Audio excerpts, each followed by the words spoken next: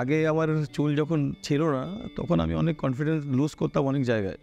Basically as a man অনেক ওমেনের সামনে গেলে তো লুজ হতো, এটা প্র্যাকটিক্যাল কথা, অনেকে লুকিয়ে যায়, বাট এটা হচ্ছে সত্যি কথা। আমার লুক চেঞ্জ করে দিয়েছে নিউ হেয়ার রুটস।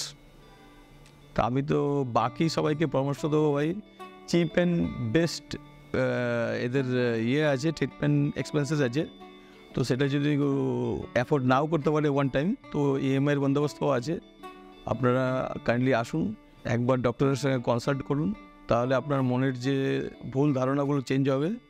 অনেকের ভুল ধারণা আছে যে ক্যান্সার হয়ে যাবে, আপনার ট্রিটমেন্ট ক্যান্সার হয়ে যাবে, বাট এগুলো কিছুই না। কেন আমিও করেছি, আমার 1 বছর হতে চললো, কোনো ক্যান্সারও হয়নি। না, আমি 1 মাস আগে ব্লাড টেস্ট করিয়েছিলাম অনেকগুলো, তো আমার কোনো সাইড এফেক্ট হয়নি, না ক্যান্সার না কোনো সাইড এফেক্ট। হওয়ার মধ্যে হয়েছে কি, আমার ভালো চুল গ্রোথ হয়েছে।